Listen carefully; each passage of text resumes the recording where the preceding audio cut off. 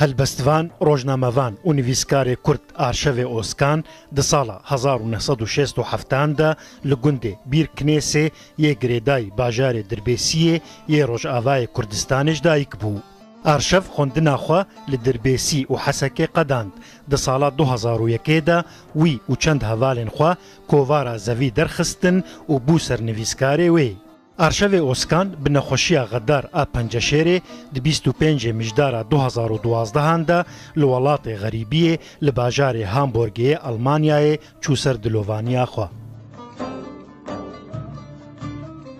Arşevê Oskan yek ji nûserên binxetê yên genç û naskirî bû ku hema bêje wî hemû berhemên xwe bi zimanê Kurdî nivîsandin.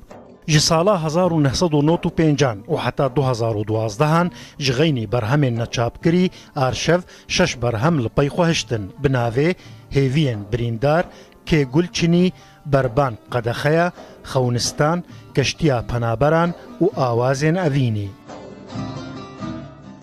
Di salvegera arşev de Mihemedê Seyid Husên wiha dibêje.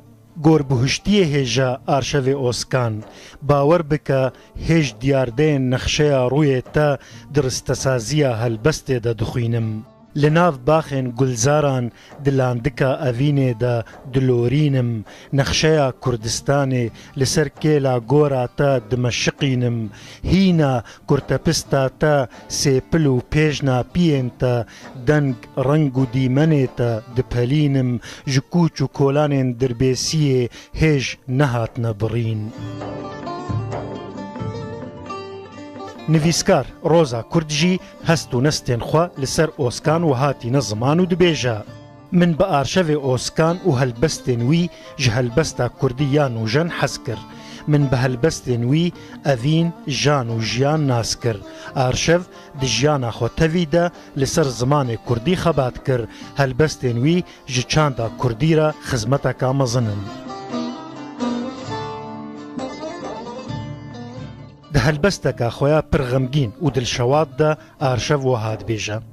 Ez diçim li delavên wan çeman bi nefşan av didim.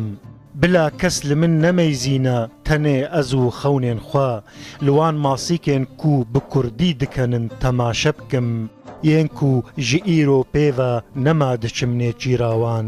Ez diçim li pişta wan asoyên rewrewkî yên meyandî swar dibim di ber bahozên berfîn yên zivistanên çiyan re difirim ew berfa ku li ser nêrgizan paldayî bi tîna dilê xwe dipeşêfim li nav wan zeviyên zeytûnên efrîn û mêwên qerej daxê digerim wan kewên gozel yeko yeko li cûdî dihejmêrim min bes vegerîne van welatên sar û bêstêr û piştre min ji xewa mirinê dîsa hişyar bike ez diçim û nema vedigerim.